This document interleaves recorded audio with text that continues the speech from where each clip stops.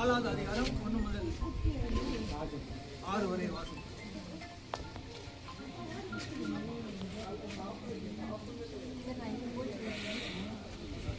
உங்கள் இருதயம் கலங்காதிருப்பதாக, தேவனிடத்தில் விசுவாசமாயிருங்கள், என்னிடத்திலும் விசுவாசமாயிருங்கள்.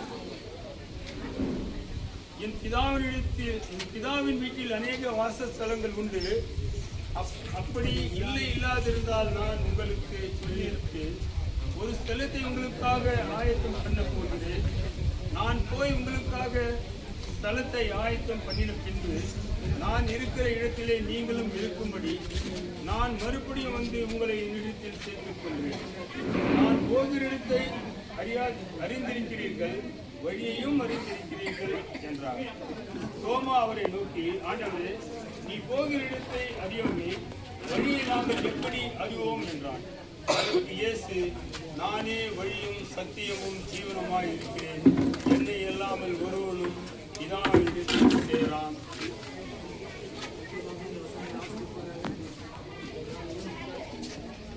செய்தியை நான் கொடுத்து வெளிப்பட்டு 14வது அதிகாரம் 13ஆம் வசனம் இவ்வாறாக சொல்கிறது.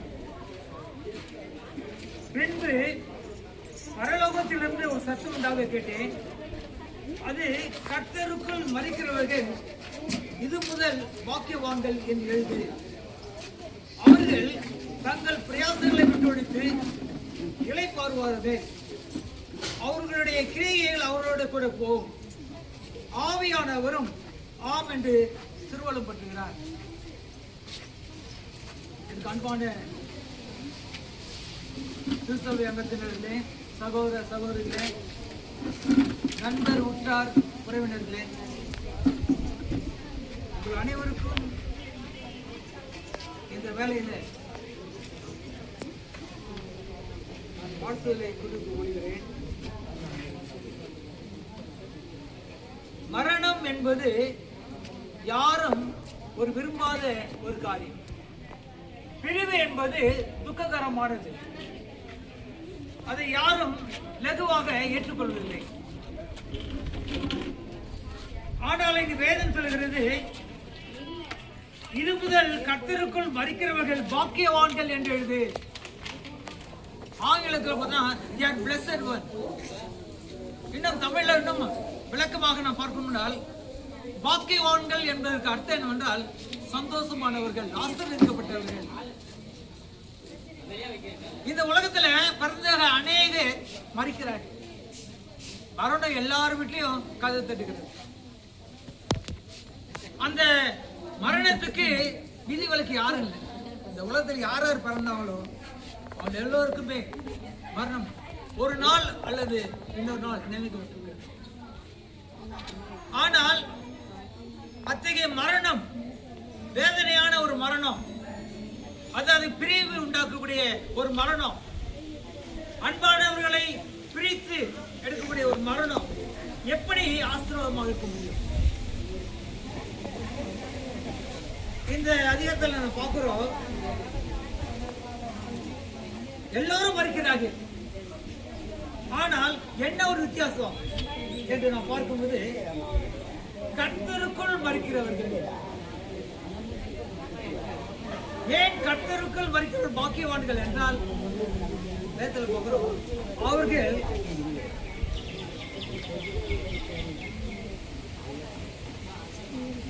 தங்கள் பிரயாசங்களை விட்டு இளைப்பாறுகிறார்கள். மரணத்துக்கு வேதாமத்துல ஒரு வியாக்கணம் கொடுக்கிறது, இளைப்பாறுதல். நித்திரை என்று சொல்லப்படுகிறது. நித்திரை என்றால் தூக்கம். எப்படி இரவில் நாம் படுத்து காலையில விடிய காலத்துல நாம் எழுந்துகிறோமோ அதே ஒண்ணுமாக அன்பான மாமா கண்ணையன் அவர்கள் மரிக்கவில்லை, மாறாக ஆண்டவராக இயேசு கிறிஸ்து லாசரு மரித்து போன போது சொன்னார், என் நண்பன் லாசரு நெத்திரியா இருக்கிறான், அவனை போய் எழுப்ப போகிறேன் சொன்னார். ஆனால் சீசர்கள் கணிதர்கள் அவன் உறக்கமா இருக்கிறான், டயர்டா இருக்கிறான், தூங்கிட்டு இருக்கான் என்று கண்டுபிடித்தார். அப்பொழுது தூங்குகிறவன் எழுப்பவனே என்று சொல்கிறார். அப்போது வெளிப்படையாக இயேசு சொல்கிறார், இல்லை, என்னுடைய நண்பன் மரித்து போனான், அவனை நான் எழுப்ப போகிறேன் என்று சொல்வதை மரணம் எல்லோருக்கும் வரக்கூடியதா இருக்கும். ஆனால் அந்த மரணம் எப்படிப்பட்டதா இருக்குது? பெரிய மாமா அவர்கள் மிகவும் வைராக்கியமாக இருந்தவர்கள், அவருடைய கொள்கையில பிடிப்புள்ளவர்களாக இருந்தார்கள். யார் என்ன சொன்னாலும் ஏற்றுக்கொள்ள கூடாத ஒரு சூழ்நிலையில் இருந்தார்கள். ஆனா ஒரு காலம், கொரோனா காலகட்டத்தில் இந்த டிவியை பார்த்துக்கொண்டு அநேக நாட்களை அவர் செலவிட்டார். அந்த செய்தியிலே அவர் பார்த்துக் கொண்டே இருந்தார்கள். ஆண்டவர் அவரை தொட்டார். அந்த வேலையில தொட்டு சொன்னார், அவராகவே நான் ஞானஸ்தானம் பெற்றுக் கொண்டிருக்கிறேன். ஆகவே கர்த்தருக்குள் மரிக்கிறவர்கள் பாக்கியவான்கள். ஆண்டவராக இயேசு கிறிஸ்துவை ஏற்றுக்கொண்டவர்கள் பாக்கியவான்கள். ஒரு சொல்றாங்க, ஒரு முறை பிறந்தவன் 2 தரம் மரிப்பான், இருமுறை பிறந்தவன் ஒரே ஒரு தரம் மரிப்பான். அர்த்தம் யாருக்கு என்ன புரியுது? ஒரு தரம் பிறந்தவன் எத்தனை தரம் மரிப்பான்? 2 தடவை. எப்படி? இந்த உலகத்தில் வாழ்கிறவர்கள் நிச்சயமாக ஒரு காலத்தில் மரிப்பார்கள்.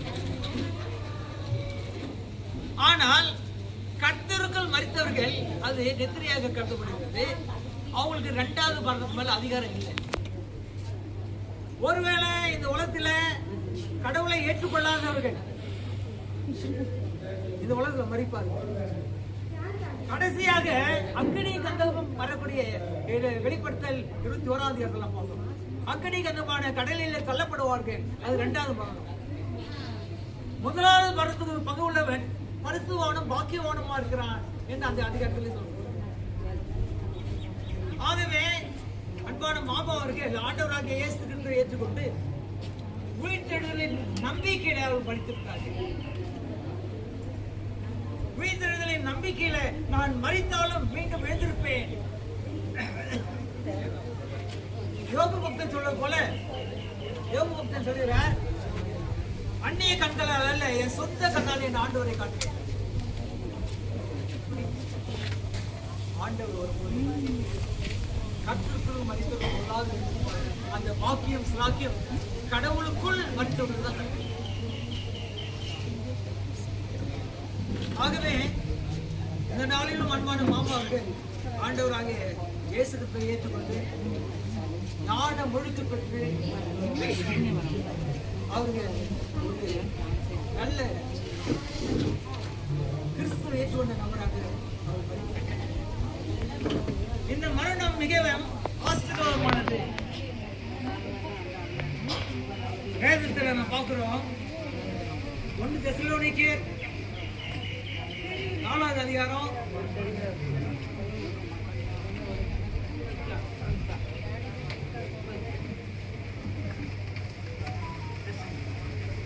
1 தெசலோனிக்கேயர் 4வது அதிகாரம்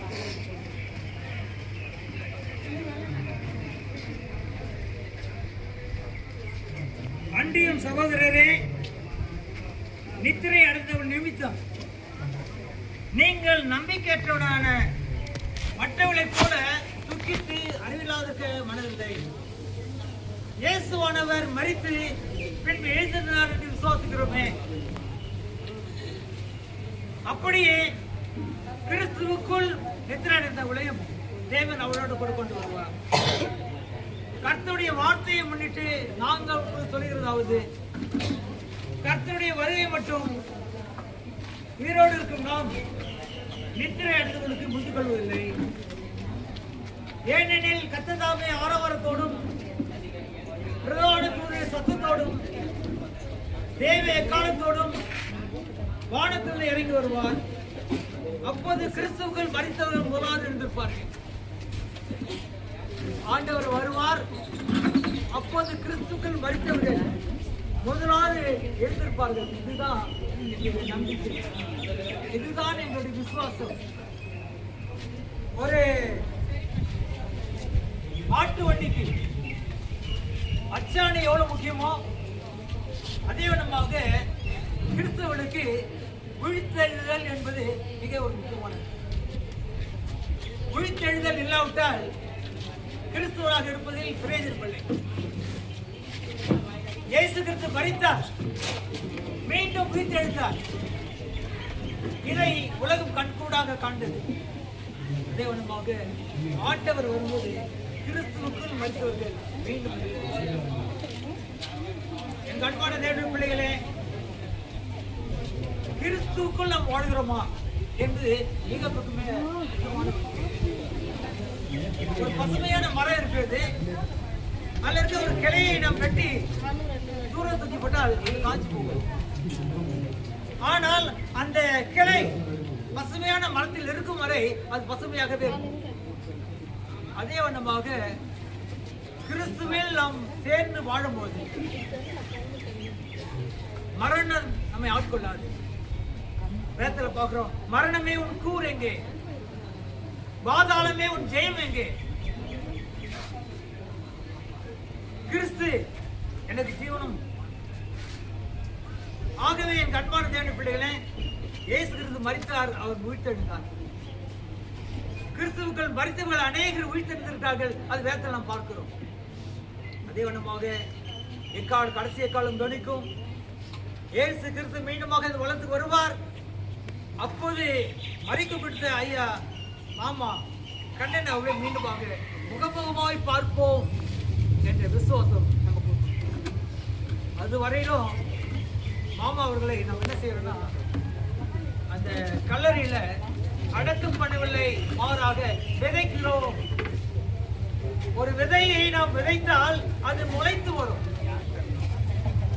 அதே வண்ணமாக மாமா அவர்களை அந்த கல்லறையினும் அந்த கிரைவில புதைக்கிறோம்.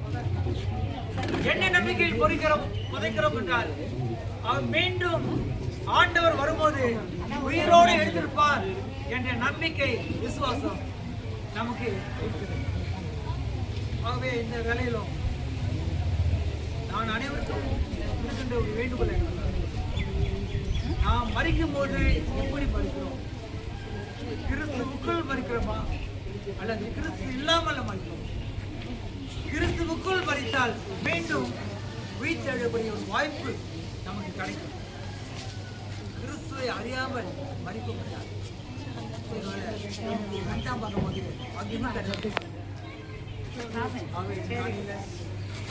நல்ல ஒரு வாழ்க்கையை வாழ்ந்தார், நல்ல ஒரு போராட்டத்தை போராடினார், ஓட்டத்தை முடித்தார், விசுவாசத்தை காத்துக் கொண்டார். இது முதல் நீதியின் கிரீடம் எனக்காக வைக்கப்பட்டிருக்கிறது என்ற விசுவாசத்தோடு இது ஒரு பாக்கியமான ஒரு மரணம். இந்த பாக்கியமான மரணத்தை நாம் நல்லடக்கம் செய்வோம். ஆண்டவர் நிச்சயமா வருவார். உடைய கண்ணீர் கவலைகள் எல்லாவற்றையும் மாற்றி நாம் செல்ல போகிற பருவத்தில் கண்ணீர் இல்லை, கவலை இல்லை, துக்கம் இல்லை, அலறுதல் இல்லை, நோய் நொடி இல்லை. ஒருவேளை இந்த உலகத்துல மாமா அவர்களை ஒரு நோயோட, பலவீனத்தோட, சரீர பலவீனங்களோடு நாம் அடக்கம் பண்ணலாம். ஆனால் உயிர்த்தெழுதல் தொடர்ந்து போல புதிய சரீரம், மறுரூபம் அடைந்த ஒரு சரீரம். ஆகவே அப்படியாக நாம் அவரை காண்போம் என்று விசுவாசத்தில் நாளையில மாமா அவரை ஒப்புக்கொடுப்போம். நாளையில உங்கள் அனைவரோடும் சேர்ந்த ஆண்டு சொல்றேன், நான் உங்களை திக்கற்றவளாய் விடேன். என்ன அர்த்தம்? என்ன, நான் உன்னை ஒருபோதும் கைவிட மாட்டேன். நான் உயிரோடு இருக்கிறேன், நான் மரிக்கவில்லை, நான் மரித்தேன், நானும் மறைத்திருக்கிறேன். விசுவாசம் ஆறுதலின் தேவன் ஆவியானவர் இந்த நாளில் நாம் அனைவரும் ஆறுதல் படுத்துவார்கள். ஆண்டவரே சுத்தம் கவலையினை எல்லாத்துக்கும் ஒரு தமிழ்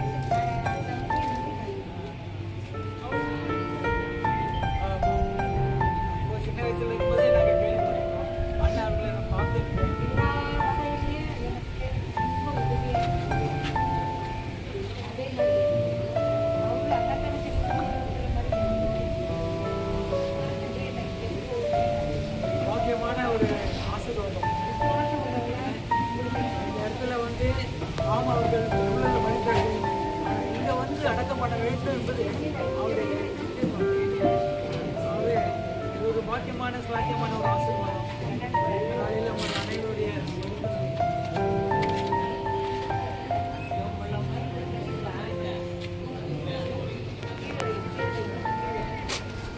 வானாதி வானத்திலிருந்து என்னை கண்ணோக்கி பார்க்கிற அன்பின் ஆண்டவரே,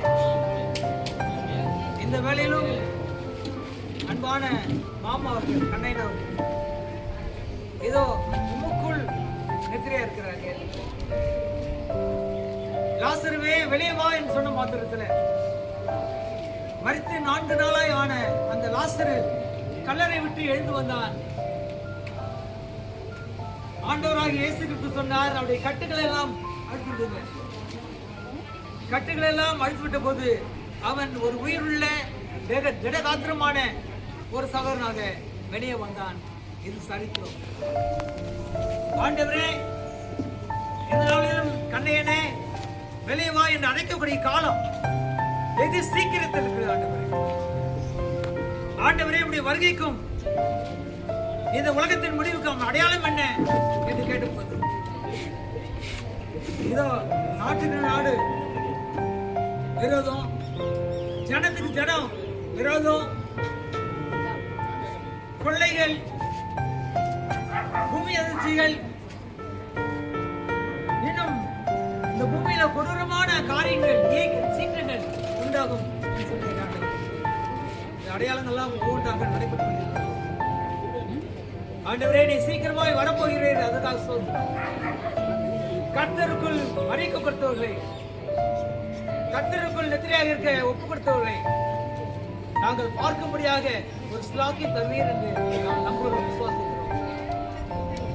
ஆண்டவரே, இந்த நாளில மாமாவுக்கும் அந்த ஸ்லாக்கியத்தை நீ தர வேண்டும். ஆண்டவரே, இந்த நாளில கணவனை எழுதுவதற்கு காட்டுவது இல், கணவனை எழுதுவதற்கு ஆறுதல் சொல்ல முடியாது. பெற்றோரை தகப்பனை எடுத்த பிள்ளைகளுக்கு ஆறுதல் சொல்ல முடியாது. ஆனால் இந்த வேதம் சொல்கிறது, இந்த வார்த்தையினாலே ஒருவரை ஒருவர் தேற்றுங்க. என்ன வார்த்தை?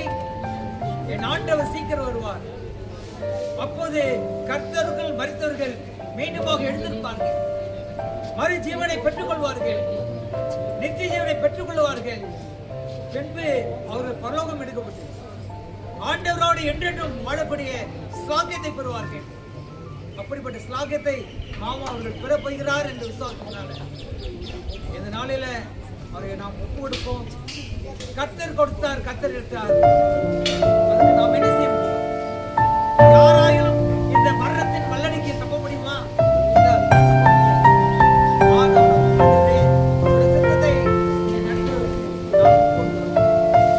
பல நாட்களாக ஏறக்குறைய 87 ஆண்டுகள் மாமாவை சுகபத்திரமாக இந்த உலகத்தில் அநேகருக்கு ஆலோசகராக வைத்து, அநேகருக்கு நல்வழியை காட்டுவதாக வைத்து,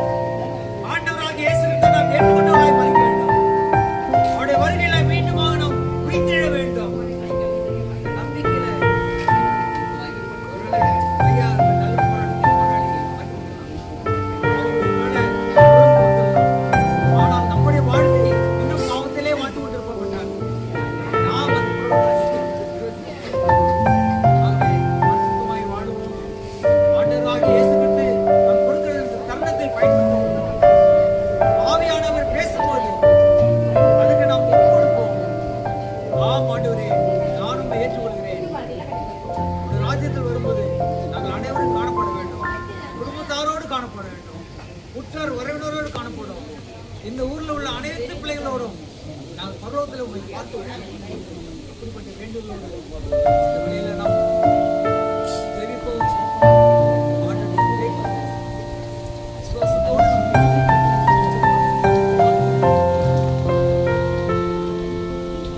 அந்த வேளையிலும் ஆண்டவரே இந்த மாமாவுக்கு நல்லடக்கம் செய்ய நாங்கள் மீண்டுமாக ஒரு மாதம் இந்த நம்பிக்கையோடு நாங்கள் அடக்கம் செய்ய எல்லா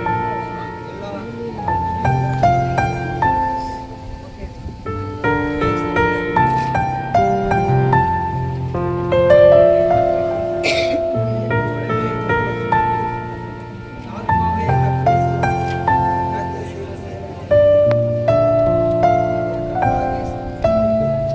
பிதாவாகிய தேவனுடைய அன்பும் பரிசுத்த ஆவியானவருடைய ஐக்கியமும் சிநேகமும் வழிநடத்தும் பாதுகாப்பும் ஆறுதலும் தேறுதலும் நம் அனைவரோடும்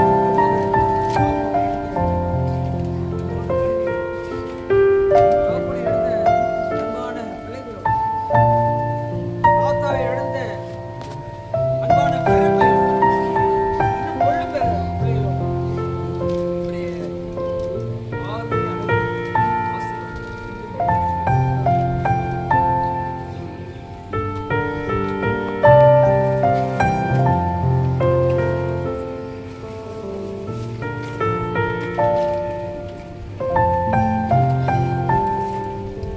ஆவியாருக்கு மாட்சி உண்டாவதாக. நாமத்தை சந்தித்திருக்கிறேன். அருமையான தகப்பனாரை நல்லடக்கம் செய்ய இருக்கிறோம். எனவே இந்த அடக்க ஆராதனைக்கு ஆர்வமாக நாம் அனைவரும் இணைந்து எல்லாம் இயேசுவே எனக்கு எல்லாம் இயேசுவே தொல்லை மிகு இவ்வுலகில் துணை இயேசுவே என்ற பாடலை நாம் அனைவரும் இணைந்து பாடுவோம். எல்லாம் இயேசுவே, எனக்கெல்லாம் இயேசுவே, தொல்லை நீங்கும் இவ்வுலகில் துணை இயேசுவே. ஆயனும் சகாயனும் நீயனும் உபாயனும்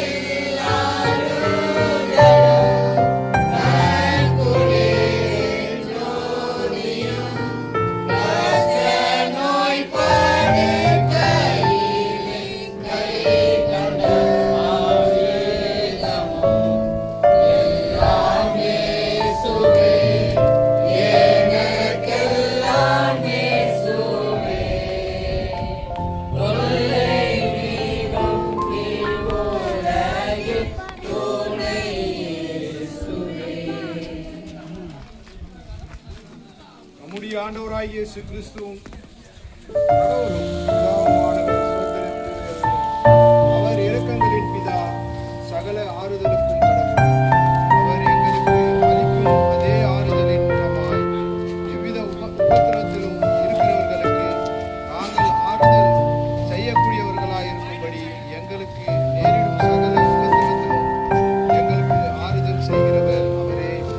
ஜீவ வழியை எனக்கு தெரியப்படுத்துவேன். உமது சன்னிதானத்தில்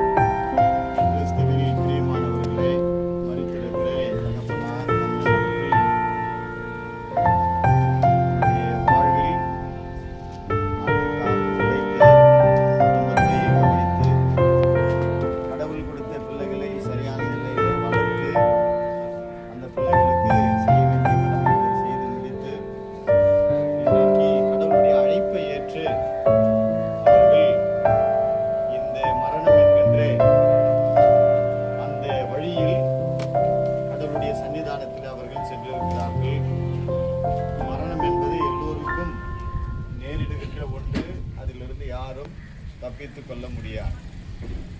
ஆனால் கடவுள் அவர்களை சரியான நிலையிலே பாதையிலே வழிநடத்தி உறவு சொந்தங்கள் எல்லாவற்றையும் கொடுத்து சீரான நிலையிலே அவர்கள் குடும்பத்தை நடத்தினதினால் இன்றைக்கு குடும்ப உறவுகள் எல்லாம் இங்கே நின்று கொண்டிருக்கிறார்கள். அவர்களை மரணம் என்பது முடிவல்ல, அது ஒரு தொடக்கம். வாழ்வுக்கான ஒரு தொடக்கம், ஒரு புதிய வாழ்வு, தொடக்கம். எனவே நல்லடக்கம் நாம் செய்ய வேண்டும். அவருக்கு ஒரு இடம் ஆயத்தமாக இருக்கிறது.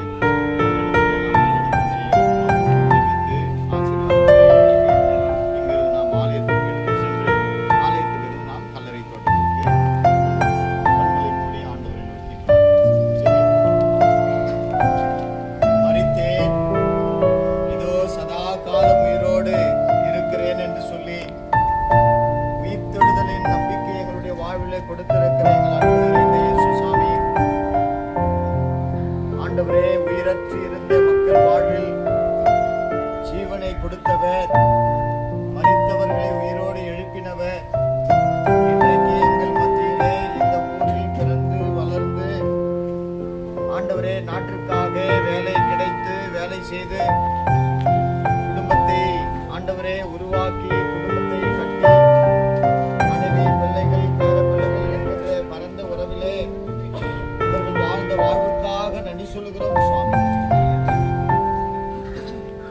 கர்த்தர் தான் எனக்கு ஜீவன் என்கின்றதை அறிந்து ஆண்டவரே சாவை ஆதாயமாக பிடித்துக் கொண்டு இந்த உலகத்தில் அநேக தெய்வங்கள் இருக்கலாம், இயேசுவை தவிர வேறு ஒன்றும் இல்லை என்கிறதை உறுதியாய் ஆழமாய் இவர்கள் விசுவாசிக்கிறார்கள். ஆண்டவரே, ஒருவன் கிறிஸ்துவுக்குள் மரித்தால் புது சிருஷ்டியாய் உயிர் பெறுவான் என்று சொல்லியிருக்கிற வசனத்தின் அடிப்படையில் மரித்திருக்கிற ஐயா அவர்களை ஆண்டவரை கண்ணோக்கி பார்த்து நாங்கள் நல்லடக்கம் செய்ய கர்த்தரை அனுகிரகம் செய்திட முடியாது நான் சொல்லிக்கிறோம். அவர்கள் விட்டு செல்லுகிறதானே உதவியார் பிள்ளைகள் ஆண்டவரே, பேர பிள்ளைகள், உற்றார் உறவினர்கள், இனஜன பந்துக்கள் எல்லாருக்கும் வேண்டிய மன ஆறுதலையும் தைரியத்தையும் தரும்படியாக நாங்கள் சொல்லிக்கிறோம் சுவாமி. இறுதி நாட்களிலே பிள்ளைகள் தன் தகப்பனாரை பார்த்து கொண்ட விதத்தை கர்த்தர் நீர் அறிந்திருக்கிறீர். அதற்குரிய ஆசீர்வாதங்களை பிள்ளைகளுக்கு கர்த்தர் தந்த முடியாது சொல்லிக்கிறோம். நல்லடக்கம் செய்ய இருக்கிறோம். தொடர்ந்து இவருடைய வாழ்விலே சமாதானம், அமைதி, ஆறுதல், தேறுதல் இந்த பிள்ளைகளுக்கு ஒவ்வொருவருக்கும் தரும்படியாக சொல்லிக்கிறோம். இறுதி ஆண்டவரே, அஞ்சலி செலுத்த வந்திருக்கிற ஒவ்வொரு பிள்ளைகளும் மீண்டும் தங்கள் இல்லங்களுக்கு திரும்பி பயணப்பட்டு போகிற பொழுது பயணத்திலே ஆண்டவரின் பாதுகாப்பை தந்துள்ளபடியாக சொல்லிக்கிறோம். தொடர்ந்து ஆசீர்வாதம் வழிநடத்தும் இயேசுவின் மூலமாய் வேண்டிக் கொள்கிறோம். நல்ல பிதாவே, என் ஆத்துமாவே கர்த்தரை ஸ்தோத்திரி, என் மூலமே பரிசுத்த நாமத்தை ஸ்தோத்திரி, என் ஆத்துமாவே கர்த்தரை ஸ்தோத்திரி. கடவுளுடைய அருளும் ஆசீர்வாதம் இடத்தில் பாதுகாப்பு மரித்திருக்கிற தகப்பனாருடைய ஆன்மாவோடும் அவர்களுக்கு செல்லுகிற ஒவ்வொரு குடும்பத்தின் நபர்களோடும் நல்லடக்க வழிபாட்டோடும் சதா காலம் உரைத்து தந்தாராமே.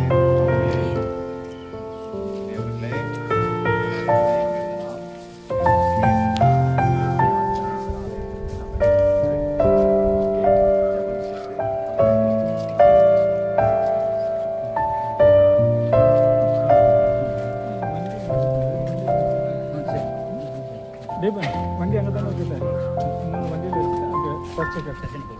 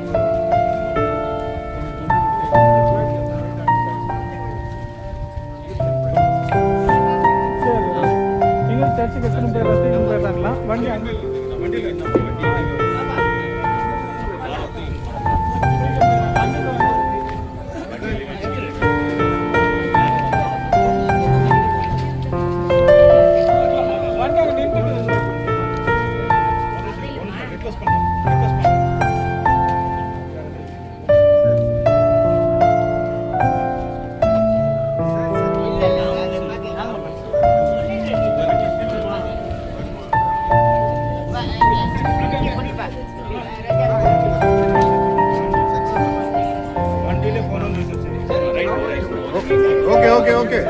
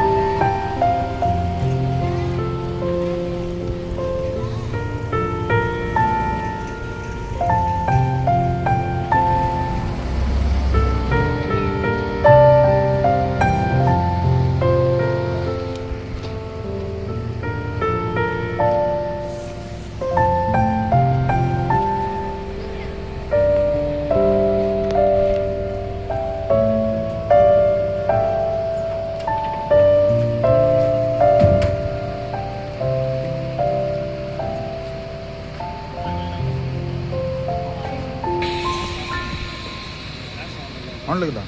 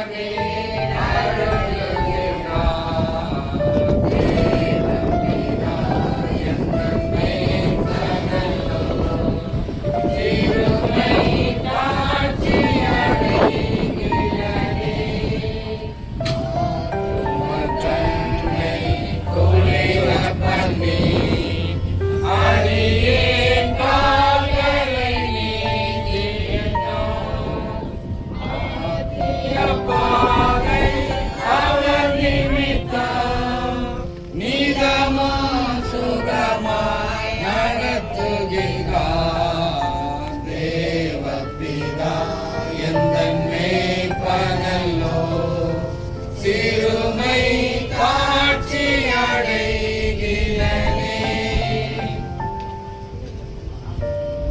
வேதத்திலிருந்து ஒரு பகுதியை சங்கீதங்களின் புத்தகம் 130வது சங்கீதம். கர்த்தாவே, ஆழங்களிலிருந்து உம்மை நோக்கி கூப்பிடுகிறேன். ஆண்டவரே, என் சத்தத்தை கேட்டருளும். என் விண்ணப்பங்களின் சத்தத்தை உமது செவிகள் கவனித்திருப்பதாக. கர்த்தாவே, நீர் அக்கிரமங்களை கவனித்திருப்பீரானால் நிலை நிற்கக்கூடியவன் யார்? ஆண்டவரே, மனிதர் உம்மிடத்தில் பயபக்தியாய் இருக்கும்படி உம்மிடத்திலே மன்னிப்பு உண்டு. கர்த்தருக்கு காத்திருக்கிறேன், என் ஆத்துமா காத்திருக்கிறது. அவர் வார்த்தைக்கு ஆவலாய் காத்திருக்கிறேன். விடியற்காலத்துக்கு காத்திருக்கும் ஜாமக்காரரை பார்க்கிறோம். ஆம், விடியற்காலத்திற்கு காத்திருக்கும் ஜாமக்காரரை பார்க்கிறோம். என் ஆத்துமா ஆண்டவருக்கு ஆவலாய் காத்திருக்கிறது. இஸ்ரவேலே, கர்த்தருக்கு ஆவலாய் காத்திரு. கர்த்தரிடத்தில் கிருபை உண்டு, அவரிடத்தில் திரளான மீட்சி உண்டு. அவரே இஸ்ரவேலை அவன் சகல அக்கிரமங்களினின்று மீட்டு ரட்சிப்பார் என்றார் என்பது. பெரியவர்களே, ஐயா அவருடைய நல்லடக்கத்திலே ஆயர்கள், விதேசிமார்கள், சபையினுடைய செயலர், பொருளர் மற்றுமாய் ஊழியர்கள் அநேகர் வந்திருக்கிறீர்கள். எல்லோரையும் ஆத்மநேசர் ஆலயத்தின் சார்பில் அன்போடு வாழ்த்தி வரவேற்கிறோம். உங்களுடைய வருகைக்கு கடவுளுக்கு நன்றி சொல்கிறோம். இந்த குடும்பத்திற்கு எங்களுடைய வருகை ஆறுதலாக அவருடைய மனதுக்கு அமைதியும் கொடுக்கிறது என்பதிலே சந்தேகமில்லை. எனவே உங்கள் சார்பிலே, எல்லோரின் சார்பிலே இவருக்காகவும் இவருடைய குடும்பத்திற்காகவும் கண்களை மூடி நாம் பிரார்த்தனை செய்வோம், ஜெபம் செய்வோம். எங்கள் பரிசுத்தம் நிறைந்த நல்ல ஆண்டவரே, இதோ இந்த நாளிலும் கூட நாங்கள் உங்களுடைய சமூகத்தை நோக்கி பார்க்கிறோம். உங்கள் இருதயம் கலங்காதிருப்பதாக. தேவனிடத்தில் விசுவாசமாயிருங்கள், என்னிடத்தில் விசுவாசமாயிருங்கள். நான் போய் உங்களுக்காக ஒரு ஸ்தலத்தை ஆயத்தம் பண்ணின பின்பு நான் வந்து உங்களை என்னிடத்தில் சேர்த்துக் கொள்வேன் என்று சொன்னவரே, இதோ இந்த நாளிலும் கூட கர்த்தாவே மரித்திருக்கிற அருமையான திருவாளர் கண்ணையன் ஐயா அவர்களை உங்களுடைய கரத்தில் ஒப்பு கொடுக்கிறோம். அவருடைய வாழ்விற்காக, ஆன்மாக்காக நன்றி செலுத்துகிறோம். சபையோடு இணைந்து ஆண்டவரே இயேசுவை முழுமையாய் ஏற்றுக்கொண்டு இயேசு காண்பித்த வழி, நானே வழி சத்தியம் ஜீவன் என்கின்ற அந்த உன்னதமான மார்க்கத்தை கையில் எடுத்தவராய், தன்னை மாத்திரமல்ல தன் குடும்பத்தை, தன்னை நாடி வந்த துணைவியார், பிள்ளைகள் எல்லாரையும் கிறிஸ்துவின் நெறியிலே, கிறிஸ்துவின் மார்க்கத்திலே வளர்க்கக்கூடிய, நடத்தக்கூடிய அந்த திறமையும் ஆண்டவரே ஞானத்தையும் நீர் அவர் கொடுத்தமைக்காக நன்றி செலுத்துகிறோம் சுவாமி. இதோ ஆண்டவரே, நாங்கள் மேற்பாடி ஆலயத்தில் நிற்கிறோம். இந்த ஆலயத்தினுடைய ஆயர், செயலர், பொருளர் மற்றுமாய் அருகாமையில் இருக்கிற ஊழியர்கள், அந்த சபையினுடைய ஊழியர்கள், ஆண்டவரே பெங்களூர்ல இருந்து வந்திருக்கிற ஊழியர்கள், சென்னையிலிருந்து வந்திருக்கிற ஊழியர்கள் எல்லாரும் கருத்திற்குள்ளாக தாழ்த்தி அர்ப்பணிக்கிறோம். எங்களுடைய ஜபங்கள், எங்களுடைய ஆண்டவரே வருகை இந்த குடும்பத்திற்கு ஆறுதலாக காணப்பட்ட கர்த்தர் அருள் தரும்படியாக ஜெபிக்கிறோம். தொடர்ந்து இந்த ஆலயத்திலிருந்து ஐயாவுடைய உடலை நாங்கள் எடுத்து செல்கிறோம். கர்த்தருடைய கிருபை இரண்டாம் வருகிலே முகமுகமாய் பார்க்கக்கூடிய அனுபவத்தை கர்த்தர் தந்தரும்படியாக ஜெபிக்கிறோம். இயேசுவின் வழியாய் வேண்டிக் கொள்கிறோம் நல்ல பிதாவே. ஆமென். ஆத்துமாவே கர்த்தரை ஸ்தோத்திரி.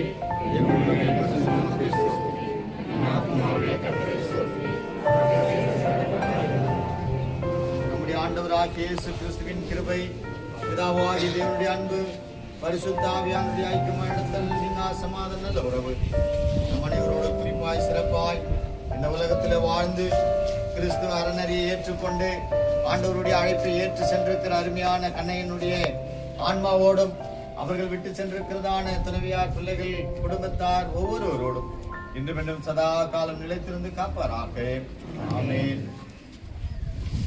சபையின் சார்பில், ஆத்மநேசர் ஆலயத்தின் சார்பில் இப்போது மாலை அணிவிக்கப்படும். பிற்பாடு இம்மானுவேல் ஆலயத்திலிருந்து வந்திருக்கிற ஊழியர்கள் மாலை அணிவிப்பார்கள். மற்றுமா இந்த சபையை சார்ந்திருக்கிற அவர்களும் ஊழியத்தில் இருக்கிறார்கள். வேற என்ன இருக்கீங்களா?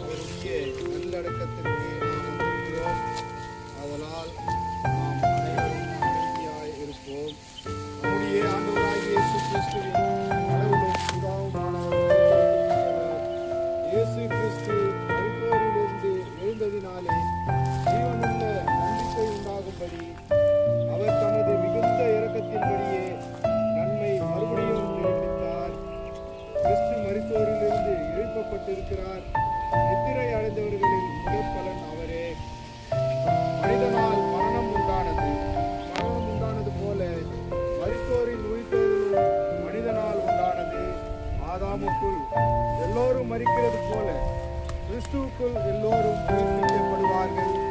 பயப்படாதே, முதலும் இறுதியும் நானே, ஜீவன் உள்ளவரும் மரித்து போனவரும் நானே. இதோ என்றென்றைக்கும் ஜீவன் உள்ளவராய் இருக்கிறேன். நான் மரண இருளிலே பள்ளத்தாக்கிலே நடந்தால் பொல்லாப்புக்கு பயப்படேன். தேவரீர் என்னோடு கூட இருக்கிறேன். ஒரு போலும் உமது தடியும் என்னை தேற்றும். ஜெபம் செய்வோம். எங்கள் ஆண்டவராகிய இயேசு கிறிஸ்துவே, நீர் கல்லறையில் இறங்கி அதை நம்பிக்கையின் படுக்கையாய் பரிசுத்தப்படுத்தினீரே.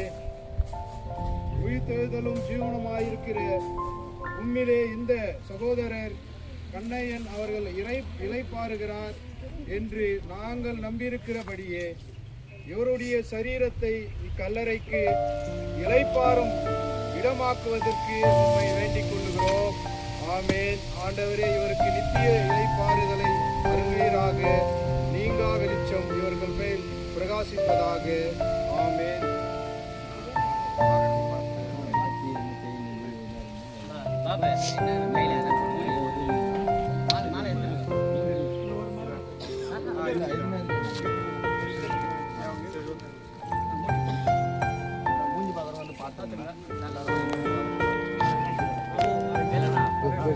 Everybody, Bishop, don't forget to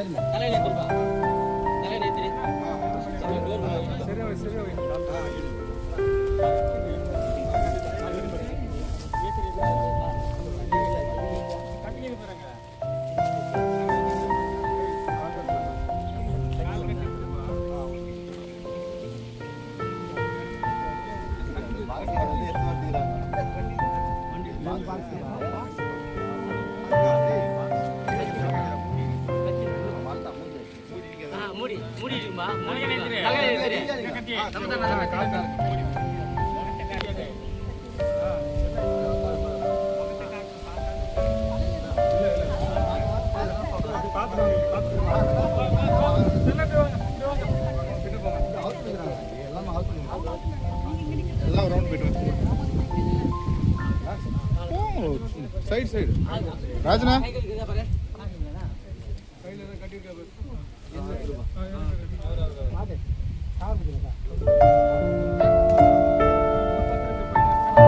அதான்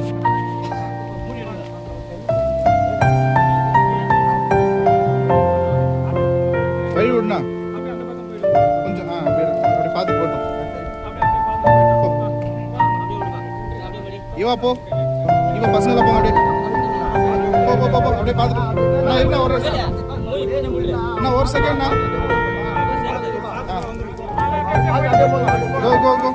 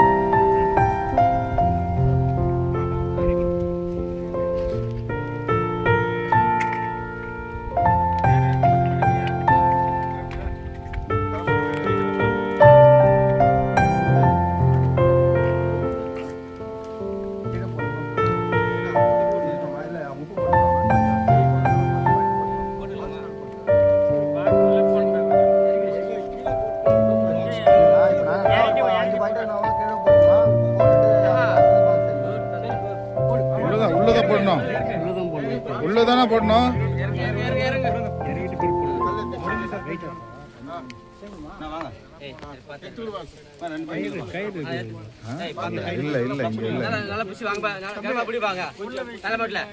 வெயிட்டா இருக்கும். பார்த்து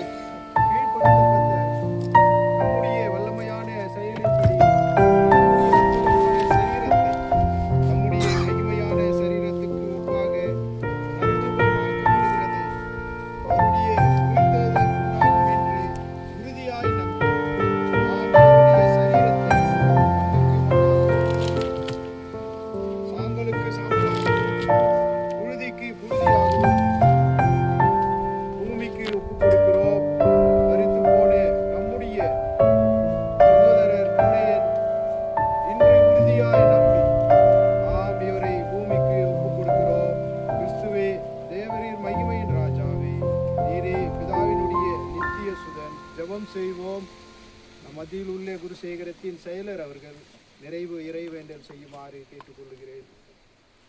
ஜெபம்.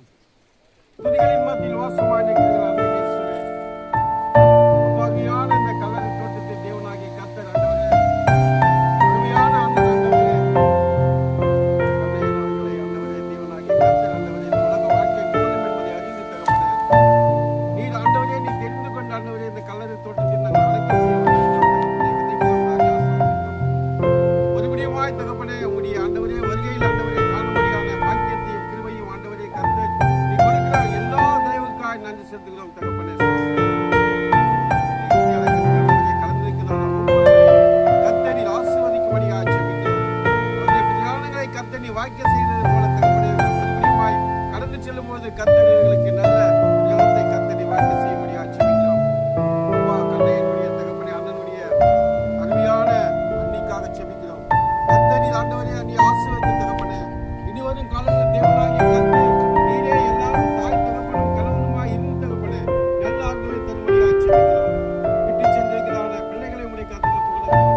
கர்த்தர் தாமே தகப்பனிலே என்ற ஆண்டவரே அவர்கள் ஏங்காதபடி தகப்பனே, நீரே ஆண்டவரே தகப்பனாய் இருந்து பாதுகாத்துக் கொள்ளும்படியாக ஜெபிக்கிறோம். அருமையாய் ஆண்டவரே பேர பிள்ளைகளை உடைய கருத்தில் புகழுகிறோம். கர்த்தர் நீர் ஆசீர்வதிக்கும்படியாக ஜெபிக்கிறோம். இனி வரும் காலங்களில் தகப்பனே, சிறப்பாய் அந்த குடும்பம் சிரிக்க ஆண்டவராகிய இயேசு கிறிஸ்துவின் நாமத்தினாலே வாழ்த்துகிறோம் ராஜா. நீர் பொறுப்படுத்திக் கொள்ள வேண்டும். துதி கன மகிமை யாவும் உமக்கே செலுத்துகிறோம். இயேசுவின் ஜெபிக்கிறோம் இயேசுவின் நல்ல பிதாவே. ஆமென். ஆமென். கர்த்தரை ஸ்தோத்திரி. என் உள்ளமே பரிசுத்த நாமத்தை ஸ்தோத்திரி. என் ஆத்துமாவே கர்த்தரை ஸ்தோத்திரி. கர்த்தரை ஸ்தோத்திரி. ஆடுகளின் பெரிய மெய்ப்பரான நம்முடைய ஆண்டவராகிய இயேசு கிறிஸ்துவின் நித்திய உடன்படிக்கை இரத்தத்தோடு மரித்தோரிலிருந்து ஏறி வர பண்ணின சமாதானத்தின் கடவுள் இயேசு கிறிஸ்துவை கொண்டு தமக்கு முன்பாக பிரியமானதை நம்மில் நடப்பித்து நீங்கள் தம்முடைய சித்தனை செய்து வர நன்மையான யாவற்றிலும் உங்களை பூரணப்படுத்துவாராக. அவருக்கு என்றென்றும் மகிமை உண்டாவதாக. ஆமென்.